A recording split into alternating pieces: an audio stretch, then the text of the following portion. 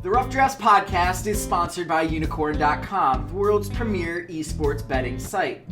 Bet on your favorite games like CSGO, Dota 2, and League of Legends, and earn Unicoins through successful bets, or use Unicorn's exclusive Connect program, where you can earn Unicoins just by playing some of your favorite games. Use your earnings to enter Unicorn's raffles for exciting prizes like Logitech peripherals or CSGO skins. So join Chase and Walter and prove who really is the esports gambling expert.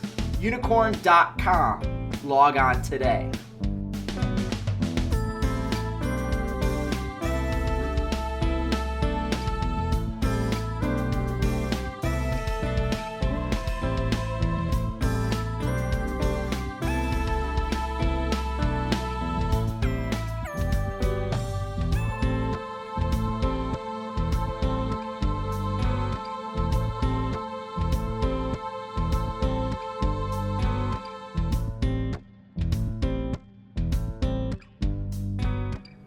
Hello, Internet! This is Walter, Ceades, Fedczuk, bringing you Week 2 of our Spring Split European team-by-team previews.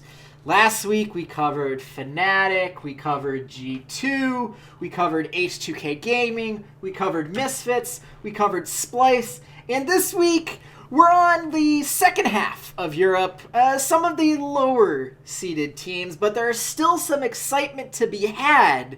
And I know someone is excited about the team that we're talking about today, my good friend Chase, RedShirtKing, Wassenar. Chase, let's show the people this excitement. How are you doing today? Oh, I'm doing great. NFL football is happening today when we're recording this. That's always nice. And we get to talk about a team that I'm personally very excited about. You know, it's funny, when we made this list, we did it basically when teams were revealing their rosters. Pretty much. It's almost as if teams who have better rosters are more excited about it and therefore release their rosters earlier.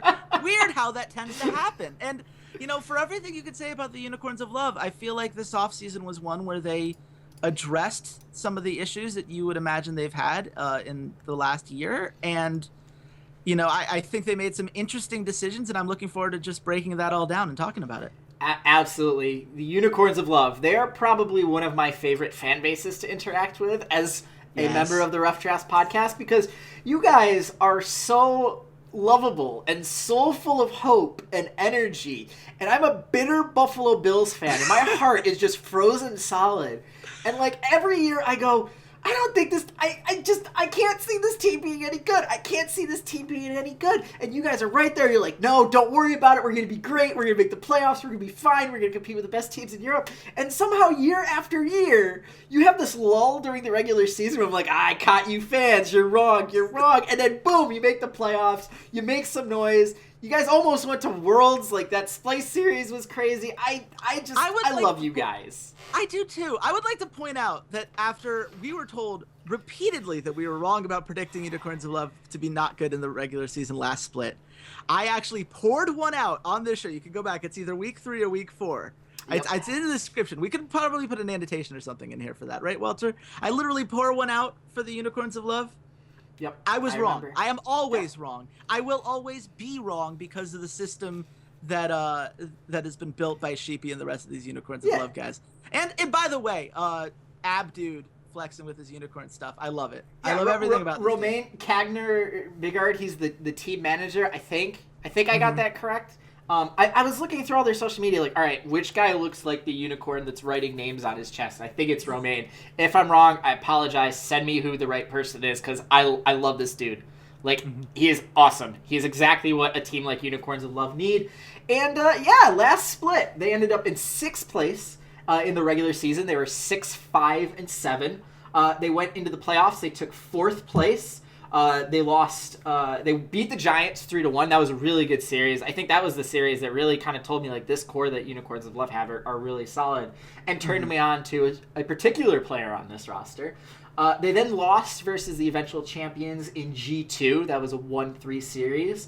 And then they also lost to H2K in the 3rd place game, 1-3 as well. And then they had that phenomenal regional run. They beat the Giants again. And then they lost to Splice in the finals. And they beat Fnatic, too. If I remember correctly. Yeah, they beat Fnatic. They 3-0'd Fnatic, and then they had the great series with Splice to end it. They took first place at IEM Oakland. It was their third trip into the California Bay Area, and they finally won a championship. That's great. That made me really happy. And they had a second-team All-Pro in Fedczuk, their top laner. He's still there. He's still their top laner. The jungler moved from the summer. He's gone. He's been replaced by Zere, formerly of Dark Passage in the Turkish League. Their mid laner, Exileh, he's still their mid laner. They had a very late change to the AD carry position. Veritas is no longer with the team. There was kind of some controversy around it. He's been replaced by Samix, who was on the Giants Challenger Series team, also was in Giants' very first split back in 2013 as a top laner, so that's very interesting. And then the rest of this team, the support, Hillsong, he's still here, and head coach, co-owner, Sheepy, he's still there. This is an intriguing roster, don't you say, Chase? Like, what about this roster really, like, grinds your gears? Like, what makes you think about this roster? Well, Xerxes got to be the first and foremost. I mean, we're barely a year removed from Unicorns of Love starting 4 junglers in 6 weeks. So this is a team that has clearly built a system that surpasses any individual kind of jungle playstyle. That's clearly not where their shot calling's coming from. You can look at Fedczuk and Hylissang for that kind of leadership. But certainly it's a position that's been a revolving door. It is still a revolving door. So that's kind of interesting to me. I also think it's fascinating just to watch, what Samix is going to be. A lot of people are freaking out about this whole Veritas thing. But if I'm Unicorns of Love, we don't have a Korean jungler anymore. Right. There's nothing about Veritas that was particularly impressive last split. So him deciding to stay in Korea and you getting, your 5th European guy, I don't think is particularly a bad move. Okay. I just find it interesting that these are the choices that they made to fill these slots, and you just have to kind of wonder how long these turntiles, you could say, are just going to be able to stay in place. It seems like these positions have been positions they've shifted forever and ever, and it's never caught up to them, and at some point you have to feel like it does, right? Yeah. You can't just keep getting away with it. I would say that, but the Unicorns of Love continually get away with this kind of stuff. It's why their fans love them so much. It's every year. It's like, look, it doesn't matter. We're going to be a playoff team. We'll be in the hunt. It'll be fine. And every year I want to tell them they're wrong, and every year I'm wrong. So I'm not doing it this year. These are going to be great changes. I just don't know why I'm wrong yet. It's going to be fun. It's going to be a fun split to figure it out.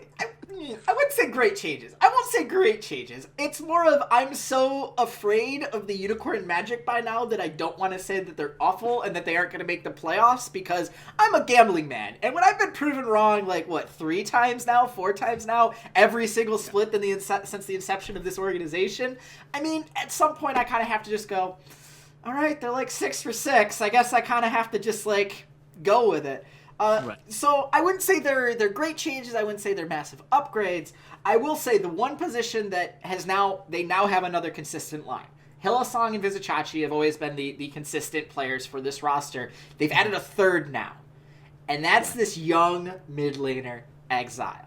And if I remember way back in the playoffs, Chase, you and I had a problem with him. He couldn't play Cassiopeia. No, that he really could. That was a big problem in the meta. And then IEM Oakland comes around, and he can play Cassiopeia. Why are you so excited, and why am I so excited about this mid laner? Tell me, Chase. Because this is one of those things that it's a fatal flaw that people use, and this is something we're victims to, right? Mm-hmm. Because we have a show where we're covering players on a week-by-week basis. Correct. We're dissecting every moment they have great and every moment that they do terribly wrong, right? We are not getting an overall picture when you cover it week by week. And when you step back and just look at the overall picture of what he did, this was a guy who had clear signs that steps forward were coming, right? He had certain champions on which he performed consistently very well. His Vladimir was quite good. His LeBlanc was consistent. His Anivia was god tier. He played very well with late scaling mid laners, with the exception of his Ryze, which had some problems depending on when you looked at it. Yeah. But honestly, what you saw was a guy who would take time to adjust to what the new meta is, And then you would see him put in the hours, put in the work, really learn these champions and adapt. And it didn't always happen in time. And if you look at, the inability to play Cassiopeia, that obviously could not be figured out by the time the summer split was over. That's why we didn't see them at Worlds. That is a concern. But those kind of things like champion pool are the easiest thing for a team to fix, because all that needs is time within the system. If a player is good and understands the game well and has the intrinsic ability to know what role he plays on his team and execute that role properly, things like champion pool can be fixed. And the thing about what we're seeing from Exileh is that we're seeing those fixes come through. And if you compare just what he did in the EU summer regular season versus the performance we saw at IEM Oakland, it's so much easier to track the widespread growth there, because you see a guy jump 1.5 points in his KDA. He had 4.2 KDA despite playing more games than any other mid laner at this tournament. And yes, I am aware that when you win, you tend to have better stats, but it's the way he's doing it. It's the kill participation numbers. It's the laning numbers that are allowing him to keep up with everybody, including Bjergsen, at this tournament, for better and for worse. A guy who did more damage for his team per minute than anyone other than Maple as far as mid lane positions go. The guy just really understands how to get the most out of his resources, how to effectively make plays rather than constantly taking risks. He's not necessarily going to blow you away with overwhelming power, but the guy has a chance to be consistently very good, if not consistently great, if he continues on this path. And that's probably more valuable for a team in Unicorns of Love that already have playmakers at other positions. You're hitting the nail on the head. This kid has definitely shown massive improvement since we were talking about him last summer. He was a huge question mark. It was part of that influx of talent of Move and Veritas. And this kid Exileh, which we'd seen very, very little of if you compare him to Move and to Veritas. And it's incredible that he's the one that's stuck. That he's the guy that actually is still here with the organization, that he's improved so much, and that he was so much behind the victory at IEM Oakland. And despite the fact that he didn't play Cassiopeia, he was really kind of the guy behind how well they played in those regional finals and going into the playoffs in that little stretch there. And it was just those couple minor little flaws, not playing Cassiopeia, his rise being very inconsistent, which when you look at and you say earlier, oh, he's really good at those scaling late mages, Cassiopeia and Rise fit right in that wheelhouse. So it's really good to see that he's then added these champions that were so heavy prioritized at that time into his champion pool. Granted, they aren't now. Now it's a brand new champion pool, and even though we haven't seen any competitive play, that's going to be very interesting to see where he sits in the current meta and how quickly he adapts, because, we patch. Like it or not, League of Legends patches, and especially when you do get to playoffs, there's a big patch right before playoffs. There's a big patch right before Worlds. Like, this happens where there's a patch that does happen that influences metas going into those postseason moments. So if he can, during the regular season, quicken that pace, it'll bode much better for Unicorns of Love going into that off season. But that's like 3 months away from now. That's way far from now. So Chase, right now, looking at Unicorns of Love, the entire theory of unicorn magic existing, and it doesn't matter what we say week 1, and it doesn't matter what they do between weeks 1 through 8. Somehow week 9 they're going to be in the top 6 and they're going to make the playoffs. Yeah. Despite all of that, what makes you nervous about this team? What's that little itch you can't scratch in the back of your head? Look, I've said this so many times, and every time I'm wrong. And Unicorns of Love fans, you're listening to this and you're going, oh man, this crap again. And look, this is just it. How many times can you make these kinds of changes, specifically to the AD carry and jungle position, and still have talented guys who know how to fill the role? This blows my mind. Like, you're rolling dice every time, no matter how good an acquisition is. Yeah, okay, but they're good at scouting. You're a great scout. Not even the Patriots don't get every first-round pick to work out for them. They rarely do. Like, they rarely do. Even teams with good scouting, like, it also requires player development. It also requires being the right fit for the style, having the right personality for a team like this. And by the way, you're usually doing it with less money than some of the other bigger name orgs because they don't have the backing. So you're not necessarily getting the guaranteed huge superstar coming your way. So how do they keep nailing this? And I look at Xerxes, and Xerxes is the quintessential guy that you would imagine would be a Unicorns of Love player, right? He's 17 years old, so he's still very young, very moldable. He's an aggressive jungler. He has some experience. He's played in the Turkish scene. He played on Dark Passage with Caps, played on the Turkish Challenger scene before that. Clearly a guy with a ton of talent who knows how to rack up assists for his team as well as deal some damage on things like Nidalee and Hecarim, which were his specialties in the last split. I genuinely look at this and say, that seems like a guy who's somehow going to be good on Unicorns of Love. I look forward to him struggling for 3 weeks and then clicking it all together and they start going on a run. Samux is a question mark to me, and this is the one where I have to look at and say, are we sure that this was the right call? And I understand it's better than bringing in a toaster. So I got to give them credit for that. You're not going to hop off with that kid. I feel so bad for him. He did nothing to you. Look, nothing except name himself Toaster. To be fair, he was not a miracle and a ringer, so he's not as bad as Coast. But it didn't go well. It did not go well. I think that's safe to say. And Samux has been around Giants for forever. They needed an AD carry desperately because Upset left, and they didn't want him. So when you have an AD carry clearly available, Spanish of all things, which Giants Gaming usually loves to hang on to all their Spanish players since they're a Spanish org, and still don't seem to deal with things in a very traditional way. It seems to be run like a very Spanish org still, and we'll get to more of that later on this week. But I don't know, man. This one doesn't make any sense to me. I don't understand why you'd sign this guy. I don't understand what he has been doing in the Challenger scene for the last 3 years that you wouldn't already know about him by now. He seems like a well-established player with very limited upside. So I don't get this move at all. That's the one that, to me, I just look at it and I go, do we finally get a Snake Eyes, right? Do we finally have Samux bounce the other way, and maybe Xerxes isn't as good as we might theorize based off of a regular season in Turkey, which has some natural positional flaws. I can tell you right now, having coached in Turkey, there are very few Turkish junglers that are able to keep up on a level that you would expect Xerxes to now have to participate against every week. That could be a concern as well. I'm not saying that I believe it's going to fail. I'm just saying that I have the thought that this could fail every day of my life.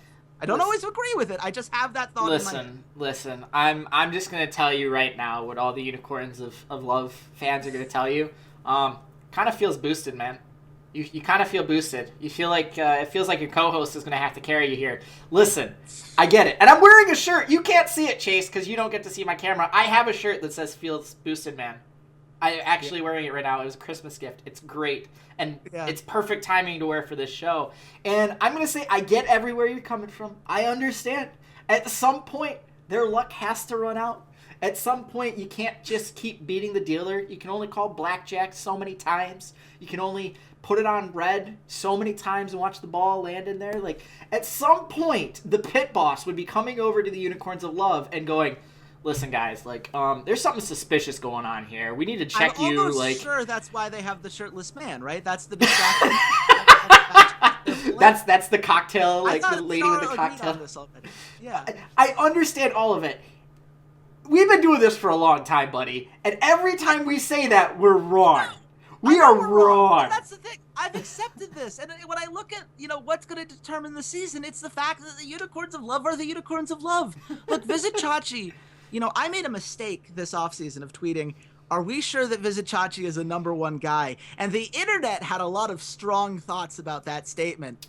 And none of them were, I have that doubt as well, Chase. And it was one of those things that made me go back. I'm like, you know what? Clearly I got something wrong. Let me look back at the film. And when I look back at the film, I see a player who is very good, by the way, a second-team All-Pro player, the only one on the Unicorns of Love to get an All-Pro nomination. But I also see a guy who is a leader of this team. He and Hillisang, you can see in between games, every time they lose a game, all eyes shift to them and Sheepy. The three of them are this kind of cornerstone around which a system is built, around which every player needs to just buy in and say, We are the Unicorns of Love. Our colors are ridiculous. Our fans are mildly insane, and we love everything about this. And that's what they do every year. And because of that, they get the insanely passionate fans that they absolutely deserve. They get the crazy guy with the unicorn head and the ripped abs. You get a coach that, if nothing else, has proven to be incredibly adept at both scouting and player development. And you have this Vizicachi, Hylissang, Sheepy trio that leads me to say, I don't care what new pieces come into the system. Whatever doubts I have about Xerxes, they're not anywhere near as high of a confidence as I have, because the Unicorns of Love managed to start in one season Gilius, Diamond Prox. Not Gilius and Diamond Prox the same season. It was Diamond Prox, Joko, Rudy, and Lulex in the same split within weeks of each other, and all of them looked good, and they made it to the playoffs. That is bonkers. In an 18-game season back then, that is insane. I'm not falling for it anymore. You're a well-run team, Unicorns of Love. You are an organization that somehow finds a way to make up for the fact that you don't have money by inspiring loyalty within your crew, within your fan base, within your players, within your staff. Everyone buys in. And as long as people continue to buy in, this team is going to continue to be successful. And the magic dies. It's just like a fairy in Peter Pan. As soon as they stop believing in the magic, that's when it dies. As soon as people stop clapping for Tinkerbell, that's when she's going to fall apart. And I have no idea who in the LCS is going to stop cheering for Tinkerbell right now, because this team's magic doesn't look like it's running out anytime soon. Listen. They may be adding another fan to that fan base, too, in myself. I have been a European esports LCS widow for quite some time now. I have not officially put my rubber stamp on a certain team, and I'm not going to do that yet, because I just have too much fun being an outsider and looking at this team and looking at the fan base and going on to their subreddit, once or twice a split, and just reading everything, and just, you guys are insane. You are crazy, and I love it, and it's great. You have the same fanaticism about the Unicorns of Love that I have for our one true Lord and Savior, Forgiven. It's like, it's right there. Yeah. And I just love this team. I just love them. I don't necessarily think they're amazing. They're not the best team in the world. I don't think that they're necessarily going to be contending with, one of the top 3 teams at the end of the split for winning a championship. But they do have that sort of upstart potential still. Like 5 splits into this, they still have this sneaky, we're the underdogs, nobody believes in us potential that we all go, no, you are correct, no one believes in you, and you turn it around and you succeed, and we're still like, yeah, but can you do it again? Can you do it again? I feel like this is finally the split. You're looking around, you're looking at people commenting on Twitter, you're looking at people doing power rankings, discussions. Tim Sevenhuysen, our good friend from Oracle's Elixir and The Score, he did an AMA, he had them in the top 4. I think that's probably where I'm going to put them, someplace, top 4, top 5. I really, really hope the magic never dies on this team. I made my prediction, Chase. Where do you think they're going to end up? Oh, boy. I don't know. I hate this question every year. Every year I'm wrong. I hate judging this team. I hate critiquing this team. I love the team itself. And by the way, I know you're going to be listening to this because you guys on the subreddit, you always are the ones that respond to us the most, and we love having these conversations. Yeah. And by the way, please, you had talked to us on Reddit, Twitter. We love talking to you guys. Surfate is the one who always blows me up on Reddit, because he's the one who does the hardcore analysis of every series that Unicorns of Love play every week. When you have fans like that, you're doing something right as an org. That's insane. He's an incredible player. He's an incredible fan, I should say. These are incredible players on this team. I think they're top 4 too. I hate saying it. I hate it because I feel like we're jinxing him now. It feels like we're jinxing it, right? We've never believed in them for years, and they've always done well. And now I'm finally ready to go on board because I think Xerxes is going to be a great player, for the record. I had my doubts in the doubts section. Now I get to give my actual opinion. I think he's going to be really good. I think Sandbox is going to be fine, mostly because you weren't getting a lot out of Veritas anyway. What 80 carries don't matter in Season 7 anyways. Come on. And even if they did, let's face it, Hylissang is the playmaker. His 80 carry is just there to listen when he says point at the thing and hit the thing that I'm hitting at. Please. That's just how this goes. Shoot the thing. So, shoot it. again, if Veritas can do it, I think Samix can do. Ouch. So I am excited about this Unicorns of Love team. I think they're going to be top 4. I am going to be nervous about it every week. Expect me to abandon this prediction around week 4 or 5. Sounds about right. Me to hop back on for it around 8 or 9. And then watch me get frustrated by them in the playoffs because they still don't know how to close out a best of 5. But hey, it's a new split. Maybe Xerxes the piece that puts it all together. At the very least, it's going to be fun to watch another Unicorns of Love split. And I apologize profusely and from the utmost bottom of my heart, Unicorns of Love fans. You now have the rough draft stank on you.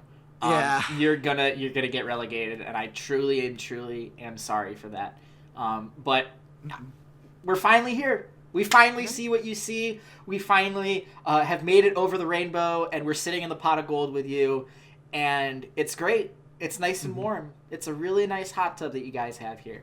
So hopefully you guys will be a little kinder to us. You guys will tell us that, despite everything that we've said in the past, that you're finally ready to welcome us into the Unicorns of Love family.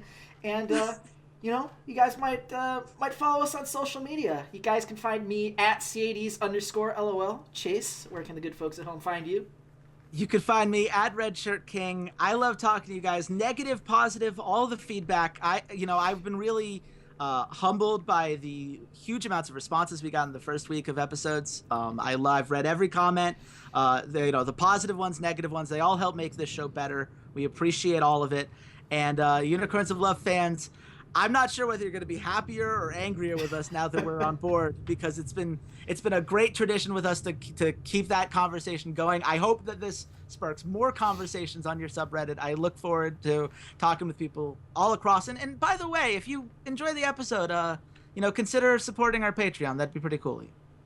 Absolutely. So that is day 1 of week 2. That's day 6. We're covering the Unicorns of Love. You just listened to 25 minutes of us discussing them. There's also a North American podcast that was listened today. You guys can just hit on next in the old playlist bar and go to the next one. Or if you're on SoundCloud, just, swipe whatever. If you're on your mobile device, listen to the NA podcast. Come back tomorrow, where we'll be doing another North American podcast, and we'll be sticking here in Europe. Man, oh man, we're talking about some late-minute changes. Well, here was another late-minute change to the AD carry position, and for this organization, it might just be spelling GG. Until then, goodbye, Internet. Hey there, Ceades here. Thanks for checking out the podcast, and if you enjoyed today's episode, consider supporting us at www.patreon.com/roughdraftspod. For just $1 a month, you can join your fellow listeners in our patron-only Discord channel and help keep the content coming, or join our VIP club, where $1 a show or $8 a month gets you first priority on all patron content, like our patron-only Q&As. And check us out on all of our social media: Twitter @RoughDraftsPod, Facebook.com/RoughDraftsPod, SoundCloud.com/esportsroughdrafts, as well as on iTunes and YouTube by just searching for the Rough Drafts Podcast. Thanks for listening, and goodbye, Internet.